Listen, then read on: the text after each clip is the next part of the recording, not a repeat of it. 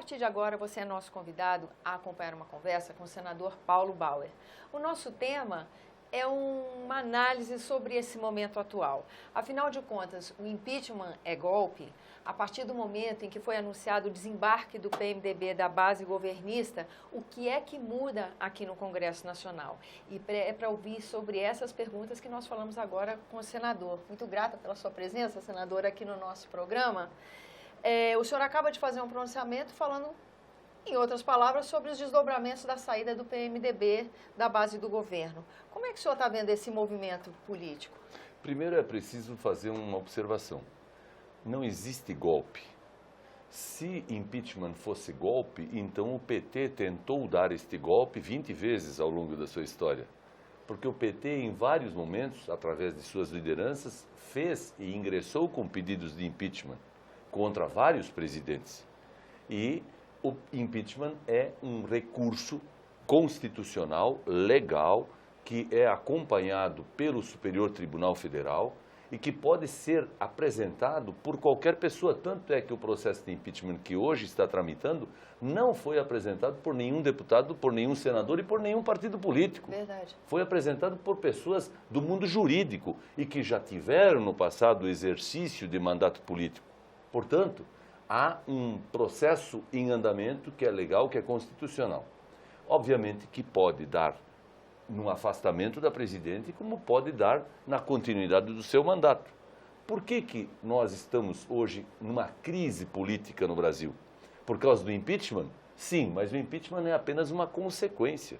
É um fato que hoje chama a atenção de todos os brasileiros, mas que carrega consigo toda a insatisfação popular por conta de desemprego, de inflação elevada, de déficit fiscal, de falta de obras, de corrupção, muita corrupção como nunca tivemos na história do país, de falta de autoridade, de falta de credibilidade do governo, da tentativa do governo de aumentar impostos, de tantas coisas que estão erradas e equivocadas e que trazem para fora dos corações dos brasileiros a manifestação da insatisfação. Nós não vamos consertar a economia nacional, os problemas sociais do Brasil fazendo impeachment, não. O impeachment é apenas um processo político de afastamento da presidente da República por ter praticado crimes de responsabilidade, ponto. Ela não matou ninguém, ela não roubou, tudo bem, mas ela praticou crimes de responsabilidade, o nome é esse. Crime de responsabilidade é porque ela usurpou da sua responsabilidade. Ela não cumpriu com sua responsabilidade, ou seja, autorizou que o Banco do Brasil, a Caixa Econômica e o saldo do Fundo de Garantia fossem utilizados para pagar contas que o governo deveria pagar e que o governo não pôde pagar porque não tinha caixa e não podia pagar naquele momento porque era momento eleitoral.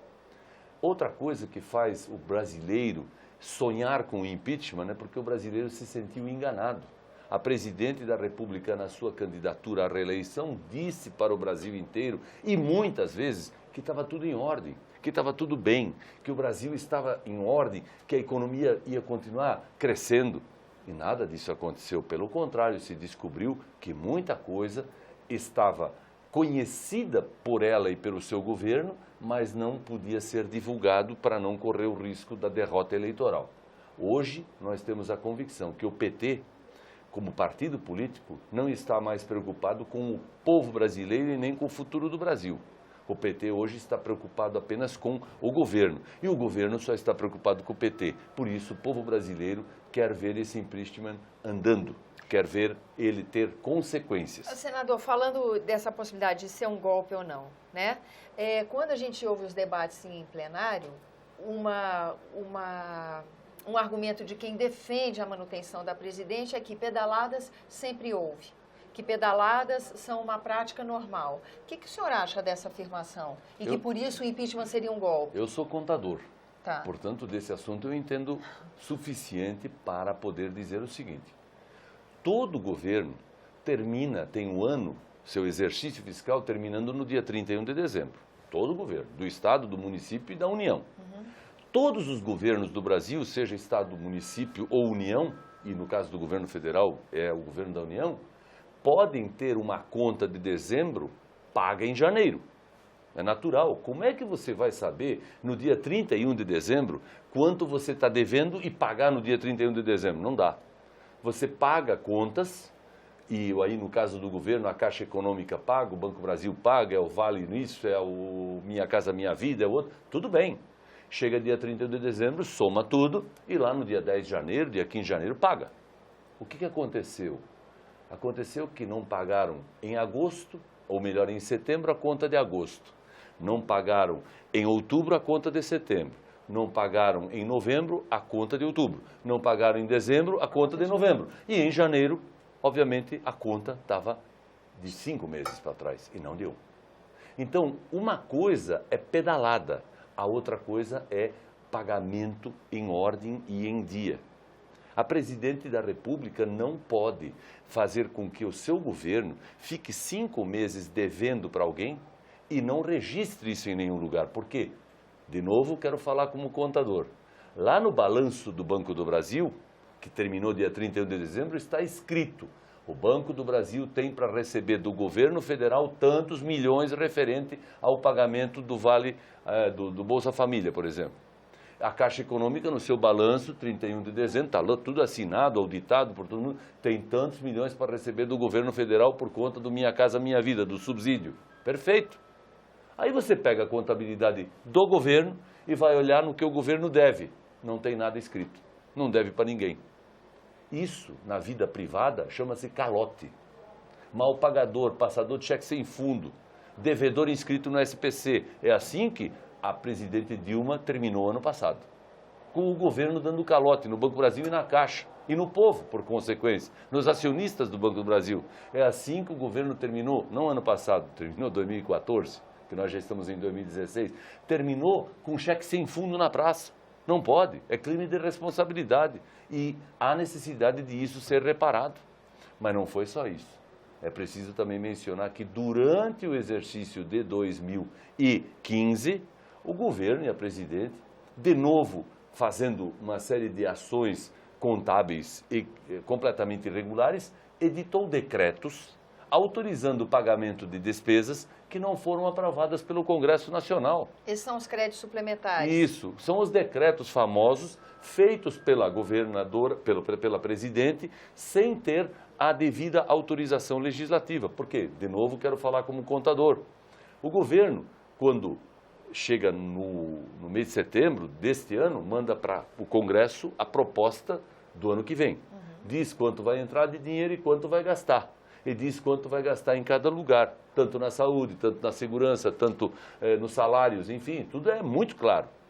E aí, durante o ano, por força de vários problemas que podem surgir, é permitido que o governo, por exemplo, tire um pouco de dinheiro dessa conta e passe para outra. É natural. Olha, não precisamos gastar tanto na segurança porque nós temos a dengue, então vamos gastar um pouco mais na dengue. Tira de lá, bota para cá. Isso é permitido, mas cada vez tem que mandar para o Congresso e comunicar. Porque o Congresso votou lá atrás a autorização, que era tanto para a saúde e tanto para a segurança. Se você muda, você tem que comunicar, porque o Congresso é a casa que representa a sociedade. E como representante da sociedade, o governo tem que informar a representação da sociedade, que no caso é o Congresso. Aí, se a presidente faz um decreto desse, e se eventualmente até, por exemplo, o governo arrecadou mais, entrou mais dinheiro do que esperava, ele tem que mandar para o Congresso a comunicação, ó, entrou mais 10, eu não pensava que ia entrar tanto, entrou e esses 10 eu vou gastar 5 em saúde e 5 em educação, tudo bem, isso é legal. O que não pode é o governo fazer um decreto, não avisar nada para o Congresso e ainda, por cima, pegar um dinheiro que nem existe ou autorizar uma despesa que não tem dinheiro entrando no caixa para pagar. Isso é crime de responsabilidade. E isto traz punição. E a punição é aplicada através de um processo de impeachment. Como o julgamento do impeachment é político, o governo precisa ter votos que evitem o impeachment. E nós, da oposição, estamos, obviamente, na expectativa de que tenha voto suficiente para que o impeachment aconteça e as coisas possam mudar. O governo precisa de 171 votos. 171 votos é 1/3 de todos os votos da Câmara dos Deputados, que tem 513. Então, eu tenho chamado o governo da presidente Dilma de uma forma diferente desde ontem, a partir da saída do PMDB do governo. Este não é mais o governo do PT. Este não é mais o governo da presidente Dilma. Este é o governo do 1/3. Não do terço da Igreja Católica, que a gente usa para fazer orações e pedir proteção divina, não. É 1/3 de contabilidade, de matemática. Ela precisa de 171 votos. E agora vai entregar o governo na bacia das almas para os partidos que não têm uma expressão política muito grande no país, para que esses partidos garantam os votos. Sabe o que vai acontecer? Que a pressão popular, que vai continuar existindo, com as denúncias que a polícia, que o judiciário vai continuar apresentando, com as delações premiadas de tantos petistas, gente aliada que está delatando o próprio governo e não a oposição, não os jornalistas, não a justiça apenas, nós vamos ver que o governo vai fazer essa negociação, vai dar os cargos, vai ganhar o nome do governo do 1/3 e vai acabar não levando. Porque deputado que representa povo, que tem a necessidade de prestar contas ao eleitor, não vota apenas porque ganhou um cargo ou porque o seu partido ganhou um ministério.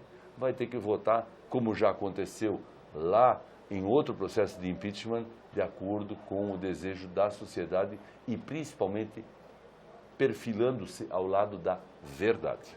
Senador, muito grata pela sua presença aqui no nosso programa. Obrigado, agradeço. Agradeço também a você que nos acompanha, lembrando que esse é o programa Argumenta e que você é nosso convidado a fazer sugestões e críticas ao trabalho da TV Senado pelo 0800 61 2211, que é uma ligação gratuita. E quando você quiser rever esse ou outro dos nossos programas, use o endereço eletrônico senado.leg.br/tv.